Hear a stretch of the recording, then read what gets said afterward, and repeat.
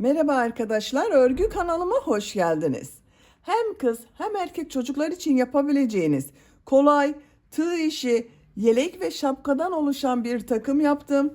Bakın bu şekilde arkadaşlar görünüşü. Bu bebek mankenimin büyüklüğü 3 aylık bebek ölçüsünde. Ben bugün bu yelek ve şapka anlatımını 3-6 ay arası bebekler için yaptım. Bakın bebek üzerinde çok güzel görünüyor.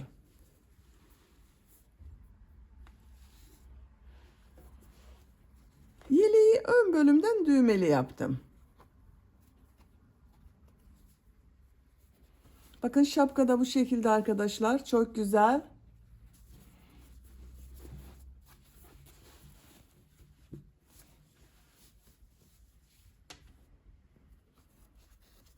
Bağlamalı bir şapka yaptım.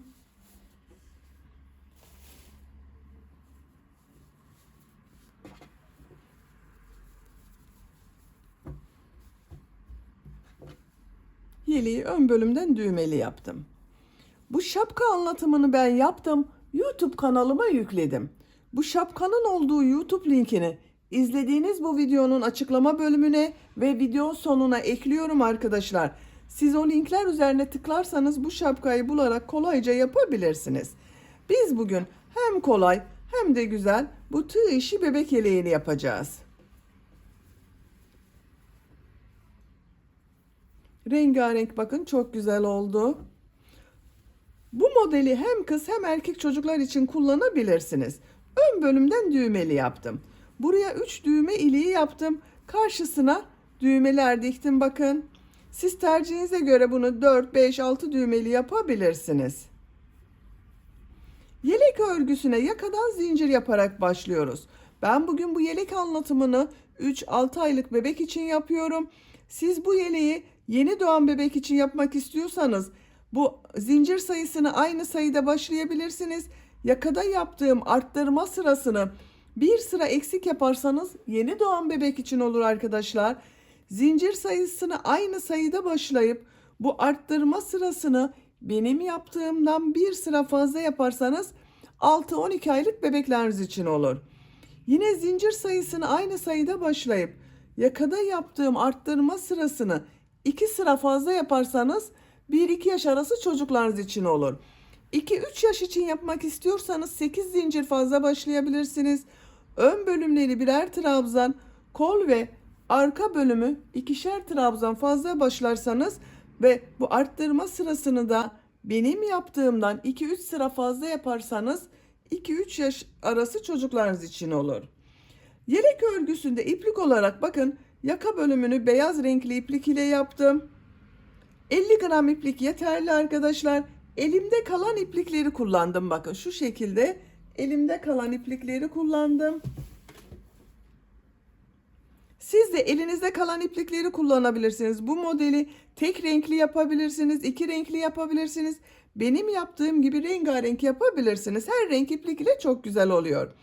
Yelek örgüsünde iplik olarak her marka ve her renk iplikleri kullanabilirsiniz. Tığ olarak 5 numara 3 milimetre tığ kullandım. Elim çok sıkı değil. Benim yaptığım örgüler yumuşak oluyor. Sizin eliniz sıkıysa 3,5-4 milimetre tığ kullanırsanız çok daha güzel olur. Ölçülerini video sonunda ölçüyorum. Oraya bakabilirsiniz arkadaşlar. İplik tığ hazırlayalım. Hep birlikte bu kolay ve güzel tığ işi yelek örgüsüne başlayalım.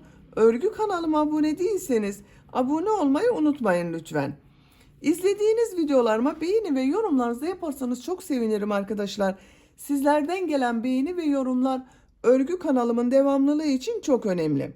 Beğeni ve yorumlarıyla destek olan bütün arkadaşlara ayrıca teşekkür ederim. Hepinize kolay gelsin. İyi çalışmalar.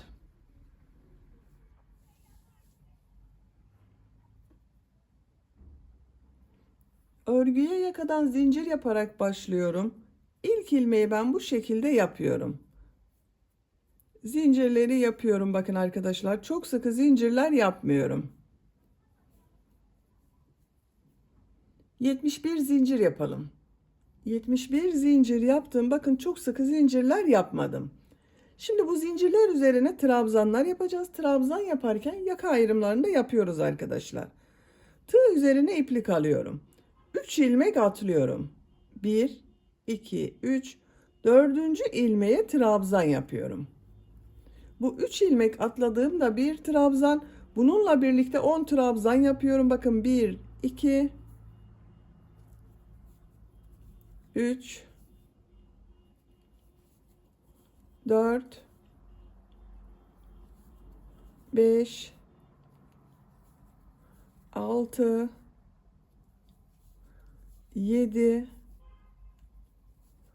8, 9, 10. 10 trabzan yaptım. Arttırma yeri için 2 zincir yapıyorum. Bu ilmeğe kol bölümü için trabzan yapıyorum. Kol için 14 trabzan yapıyorum.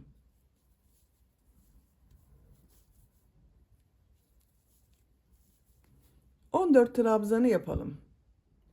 Kol bölümü için 14 trabzan yaptım. Arttırma yeri için 2 zincir yapıyorum. Buraya 20 trabzan yapıyorum.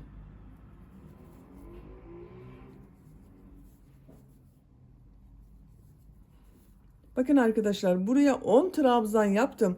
Buraya yapacağım trabzan bu ilk yaptığım trabzanların 2 katı olacak. Ben 10 trabzan yaptım. Buraya 20 trabzan yapıyorum. Siz 11 trabzan yaptıysanız buraya 22 trabzan yapmanız lazım. 20 trabzanı tamamlayalım. 20 trabzan yaptım. Arttırma yeri için 2 zincir yapıyorum. Kol bölümü için buraya 14 trabzan yapıyorum.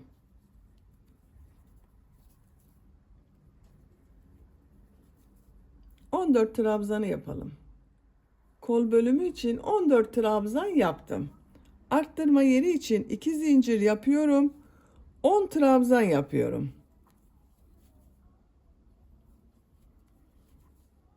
10 trabzanı yapalım. 10 trabzan yaptım. Bu sırada yaka ayrımlarını yaptık. Bakın arkadaşlar. 10'ar trabzan yaptım. Kol bölümleri için 14'er trabzan yaptım. Buraya da bu iki bölümün toplamı olan 20 trabzan yaptım. İkinci sıradayım. İkinci sırada bu arttırma zinciri yaptığımız iki zincirler üzerine bir trabzan, iki zincir, bir trabzan şeklinde arttırma yapacağız. Bir zincir yapıyorum, örgüyü çeviriyorum. İlk ilmeğe trabzan yapıyorum. 10 trabzan yapıyorum.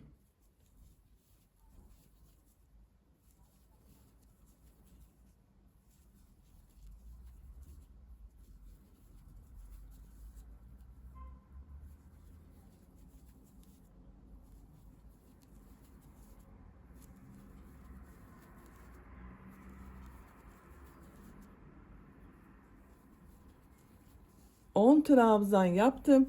Arttırma zinciri üzerine bir trabzan, iki zincir, bir trabzan yapıyorum.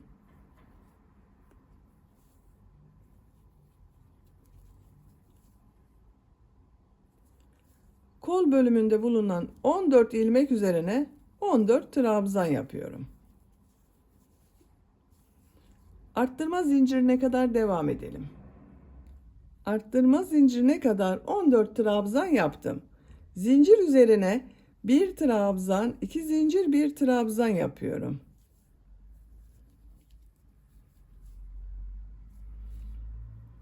Yirmi trabzan yapıyorum. Buraya kadar devam edelim. Arttırma zincirine kadar 20 trabzan yaptım. Zincir üzerine bir trabzan, iki zincir, bir trabzan yapıyorum.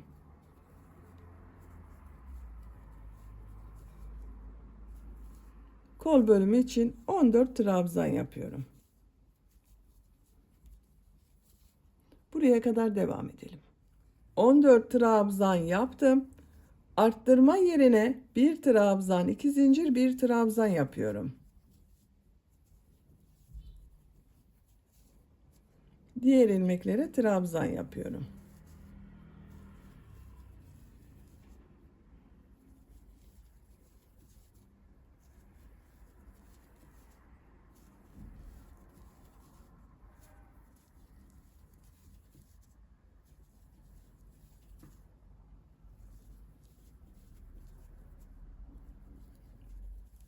Bakın son trabzanı ilk sırada 3 ilmek atlayarak bir trabzan yaptım. Şu zincir üzerine trabzan yapıyorum. Bakın arkadaşlar, bu sırada arttırma yerlerinde bir trabzan, iki zincir, bir trabzan yaptım. Görüntüsü bu şekilde oldu. Üçüncü sıradayım. Bir zincir yapıyorum, örgüyü çeviriyorum. İlk ilmeğe trabzan yapıyorum. Diğer ilmeklere trabzan yapıyorum. Arttırma yerine kadar devam edelim. Arttırma zincirine kadar trabzan yaptım. Bu sırada arttırma yerlerinde 2 trabzan, 2 zincir, 2 trabzan yapıyorum.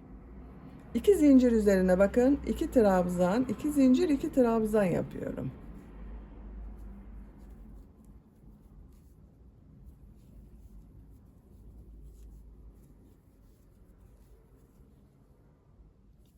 Diğer ilmeklere trabzan yapıyorum. Buraya kadar devam edelim. Buraya kadar trabzan yaptım. Arttırma zinciri üzerine 2 trabzan, 2 zincir, 2 trabzan yapıyorum.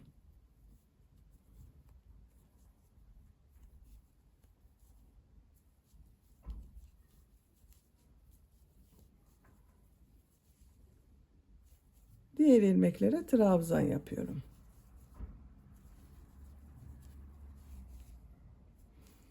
Bu arttırma yerinde ve bu arttırma yerinde de 2 trabzan, 2 zincir, 2 trabzan yapalım. Sıra sonuna kadar devam edelim. Sıra sonuna kadar tamamladım. Bu sırada bakın arttırma yerlerinde 2 trabzan, 2 zincir, 2 trabzan yaptım. Bir zincir yapıyorum. Örgüyü çeviriyorum. Dördüncü sıradayım. Bu sırada bu arttırma yerlerinde bir trabzan, 2 zincir, bir trabzan yapıyorum. İlk ilmeğe trabzan yapıyorum. Diğer ilmeklere trabzan yapıyorum. Buraya kadar devam edelim. Arttırma yerine kadar trabzan yaptım. Arttırma yerine bir trabzan, 2 zincir, bir trabzan yapıyorum.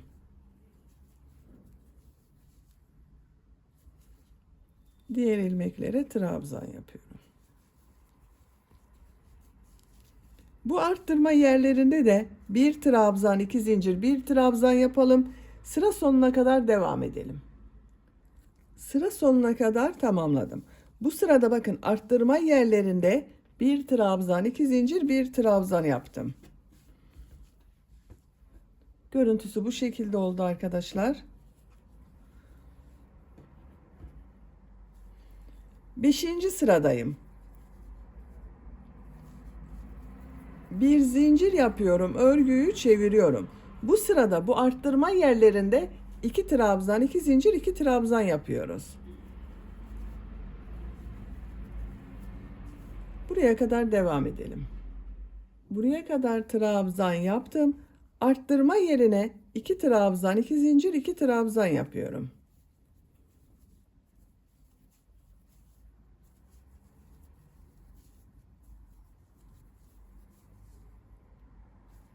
Diğer ilmeklere trabzan yapıyorum. Bakın arkadaşlar, roba bölümünün örgüsü bu şekilde devam edecek. Bakın bir sırada bir trabzan, 2 zincir, bir trabzan yapıyorum. Bir sonraki sırada 2 trabzan, 2 zincir, 2 trabzan yapıyoruz. Dönüşümlü oluyor bu arttırma sırası. Yapacak olduğunuz çocuğun büyüklüğüne göre bu 4 yerden düzenli arttırmalar yaparak roba örgüsüne devam edelim. Roba örgüsünü 4 yerden düzenli arttırmalar yaparak yapacağım ölçüye göre tamamladım. 1, 2, 3, 4, 5, 6, 7, 8, 9 sıra yaptım. Kaç santimetre olduğunu ölçüyorum. 9 santimetre yükseklik var arkadaşlar. Bakın görüntüsü bu şekilde oldu. Bu yükseklik benim yapacağım ölçü için yeterli. Siz biraz büyük yapmak istiyorsanız 1 veya 2 sıra devam edebilirsiniz. 10. sıradayım. 10. sırada kol bölümünü gövde bölümünden ayırıyorum. Bir zincir yapıyorum. İlk ilmeğe trabzan yapıyorum. Trabzan sırası yapıyorum. Buraya kadar devam edelim. Buraya kadar trabzan yaptım. Arttırma zinciri üzerine 2 trabzan yapıyorum. Kol altı için 3 zincir yapıyorum. Tığ üzerine iplik alıyorum. Kolda bulunan bütün ilmekleri atlıyorum. Bu arttırma yerine 2 trabzan yapıyorum. Diğer ilmeklere trabzan yaparak devam ediyorum. Bakın, kol altında 3 zincir yaptım. Ön ve arka bölümü birleştirdim. Buraya kadar devam edelim. Buraya kadar trabzan yaptım. Arttırma yerine 2 trabzan yapıyorum. Kol altı için 3 zincir yapıyorum. Tığ üzerine iplik alıyorum. Kolda bulunan bütün ilmekleri atlıyorum. Bu arttırma yerine 2 trabzan yapıyorum. Bakın, 3 zincir ile birleştirdim. Diğer ilmeklere trabzan yapıyorum. Sıra sonuna kadar devam edelim. Sıra sonuna kadar tamamladım. Bu sırada bakın, kol altında 3'er zincir yaptım. Ön ve arka bölümleri birleştirdim. Gövde bölümünü kol bölümünden ayırdım arkadaşlar. Artık örgüye gövde örgüsüyle devam edeceğiz. Bu sırada model yerleştirmeye başlıyorum. Sarı renkli iplik ile model yapıyorum. Modelleri örgünün ters tarafından yapacağız. Bakın, örgünün düz tarafı burası arkadaşlar. Bakın, burası düz tarafı. Burası ters tarafı oluyor. Buradan yerleştirmiyorum. Diğer taraftan bakın, beyaz ipliği bekletiyorum. Buradan sarı renkli iplik ile model yapmaya başlıyorum. Bakın, örgünün ters tarafı. İlk ilmeğe ipliği bağlıyorum. Buradan ilmek yapıyorum. Bir zincir yapıyorum. İlk ilmeğe sık iğne yapıyorum. İkinci ilmeğe üçlü trabzan yapıyorum. Tığ üzerine 2 defa iplik doluyorum. Üçlü trabzan yapıyorum. Sık iğne yapıyorum. Üçlü trabzan yapıyorum. Sık iğne yapıyorum. Bakın, düz tarafın görüntüsü bu şekilde oluyor. Üçlü trabzanı bilmeyen arkadaşlar için gösteriyorum. Bakın, tığ üzerine 2 defa iplik doluyorum. İlmeğe tığ takıyorum. İplik aldım. Tığ üzerinde 4 ilmek var. İplik alıyorum. 2 ilmekten çekiyorum. Tığ üzerinde 3 ilmek var. İplik alıyorum. 2 ilmekten çekiyorum. Tığ üzerinde 2 ilmek var. 2 ilmekten çekiyorum. 3 defa da çıkarıyorum bakın. Sık iğne yapıyorum. Üçlü trabzan yapıyorum. Sık iğne yapıyorum. Bir sık iğne, bir üçlü trabzan yaparak sıra sonuna kadar devam edelim. Sıra sonuna kadar tamamladım. Bakın, son ilmeğe de sık iğne yapıyorum. Üçlü trabzan yaptım. Bu ilmeğe sık iğne yapıyorum. Burada beklettiğim beyaz renkli ilmeği bakın, tığa takıyorum. İlmek içinden çekiyorum. İlmek rengini beyaz yapıyorum. Sarı renkli ipliği kesiyorum.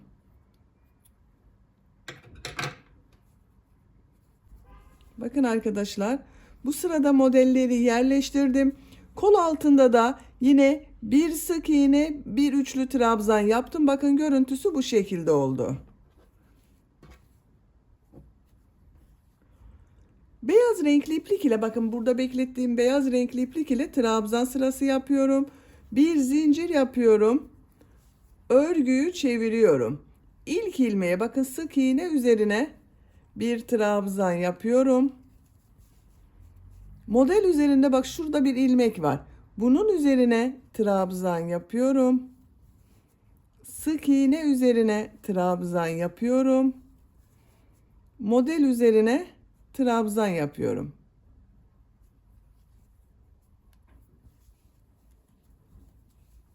Sık iğne üzerine trabzan yapıyorum. Trabzan sırası yapıyoruz.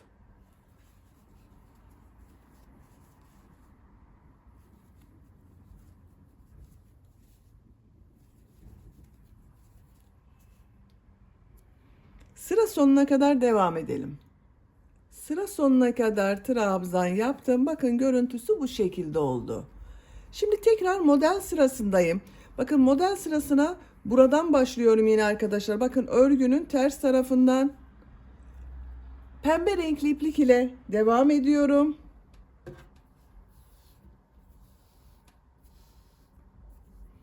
İlmek rengini pembe renkli yapıyorum. Beyaz renkli ipliği burada bekletiyorum. Bir zincir yapıyorum. İlk ilmeğe sık iğne yapıyorum. Yine bir sık iğne, bir üçlü trabzan yapıyorum. Üçlü trabzan yapıyorum. Sık iğne yapıyorum. Üçlü trabzan yapıyorum. Sık iğne yapıyorum.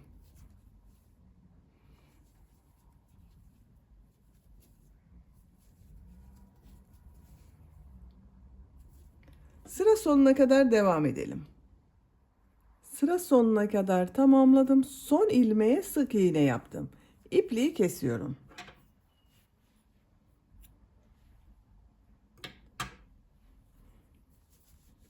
Bakın pembe renkli iplik ile modelleri yaptım. Şimdi beyaz renkli iplik ile trabzan sırasındayım. Bakın beyaz renkli ipliği burada bekletiyorum. Sık iğne üzerinde bulunan ilmeğe tığ takıyorum. İpliği bakın ilmek yaptım. Tığ üzerine iplik alıyorum. Trabzan sırası yapıyorum. Her ilmeğe trabzan sırası yapıyorum.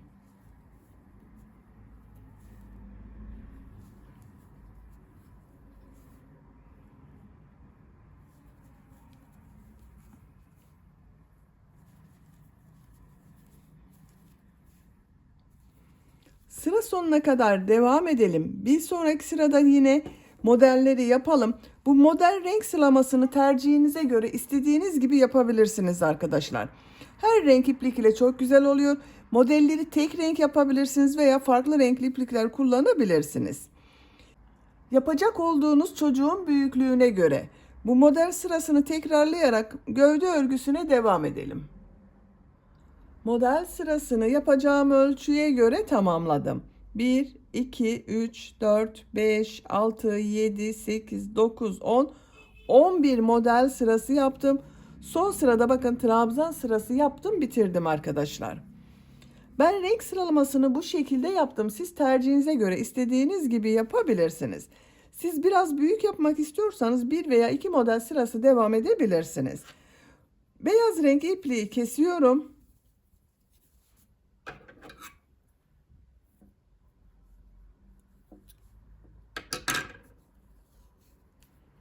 Mavi renkli iplik ile pıtırcık modelleri yapıyorum arkadaşlar.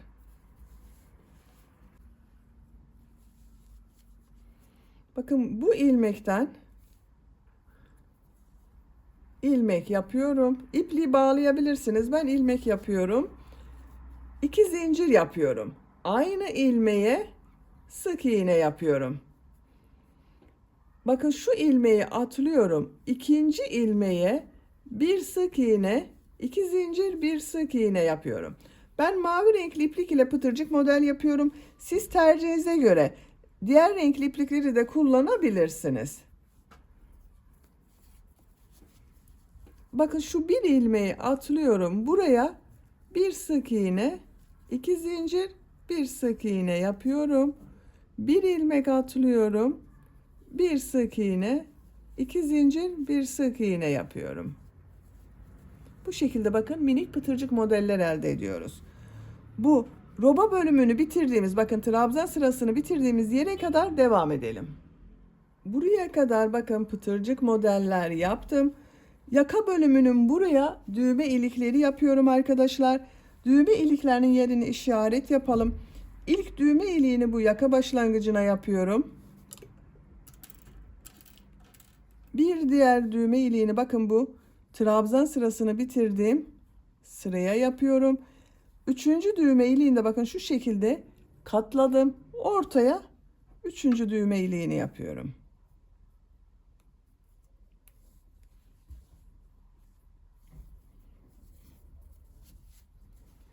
Bakın bir ilmek atlıyorum. Buraya bir sık iğne yapıyorum. Düğme iliği için 7 zincir yapıyorum. Aynı ilmeğe sık iğne yapıyorum. Bakın düğme iliğini bu şekilde yaptım. Bir ilmek atlıyorum. Bir sık iğne, 2 zincir, bir sık iğne yapıyorum.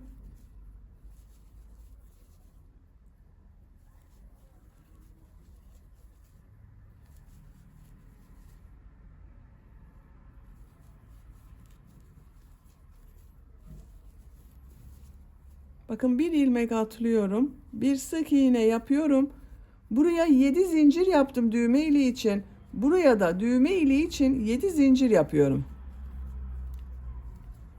Aynı ilmeğe sık iğne yapıyorum. Bir ilmek atlıyorum. Pıtırcık model yapıyorum. Bakın iki düğme iliği arasına 1, 2, 3 pıtırcık model yaptım. Buraya da 3 pıtırcık model yapıyorum.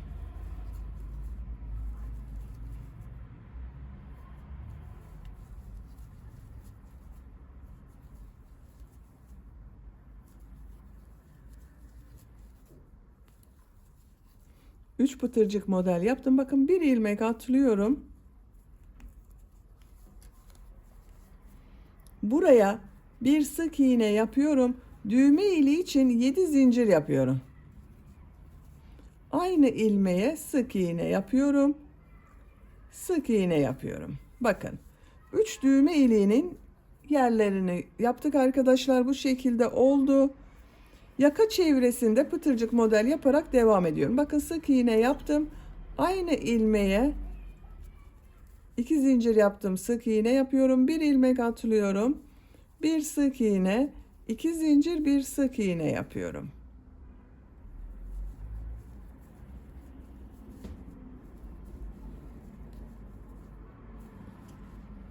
Yaka çevresinde pıtırcık modeller yapalım. Buraya da pıtırcık model yapalım. Çevresinde bakın bu bölümde de pıtırcık model yapalım. Başladığımız yere kadar devam edelim. Başladığım yere kadar pıtırcık model yaptım. Son yaptığım pıtırcık modeli ilk yaptığım model ile bakın ilmek kaydırma yaparak birleştiriyorum. İpliği kesiyorum.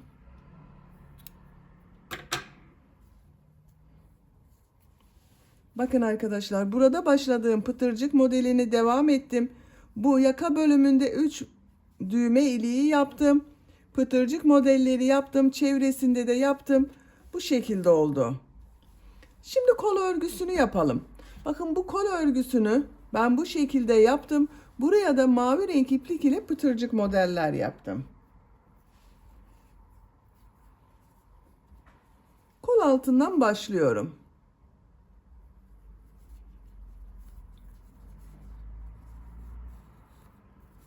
Buradan ilmek yapıyorum. 2 zincir yapıyorum. Aynı ilmeğe sık iğne yapıyorum. Bakın şu bir ilmeği atlıyorum. Bu ilmeğe bir sık iğne, 2 zincir, bir sık iğne yapıyorum.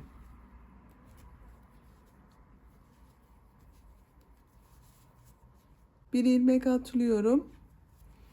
Bir sık iğne, 2 zincir, bir sık iğne yapıyorum.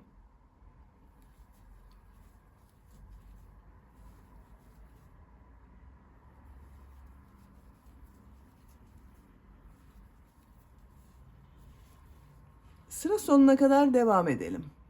Sıra sonuna kadar tamamladım. Son yaptığım modeli ilk yaptım. Bakın bu model ilmeği ile ilmek kaydırma yaparak birleştiriyorum. İpliği kesiyorum.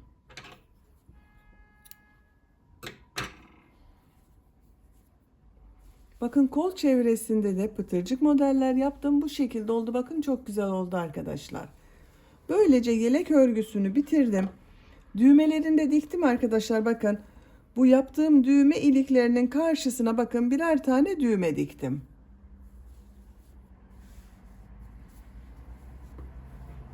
Bakın çok güzel oldu bebek yeleğimiz.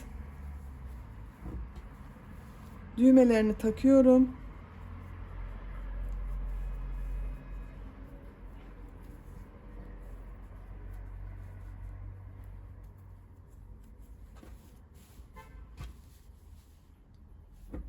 Bitmiş olarak ölçülerini söylüyorum.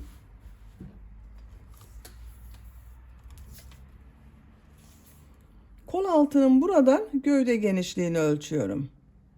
25 santimetre. Kol altından yüksekliği ölçüyorum. 17 santimetre. Omuzdan yüksekliği ölçüyorum. 28 santimetre. Bu yelek ölçüsü arkadaşlar, bebeğiniz kilolu bir bebekse 3 aylık bebeğe olur. Zayıf bir bebekse 6-12 aylık bebek çok rahat kullanır. 1 yaş bebeği de çok rahat olur arkadaşlar. Beni dinlediğiniz ve izlediğiniz için hepinize çok teşekkür ederim. Örgü kanalıma abone değilseniz abone olmayı unutmayın lütfen. Sizlerle yeni örgülerde görüşmek dileğiyle. Hoşça kalın, sevgiyle kalın.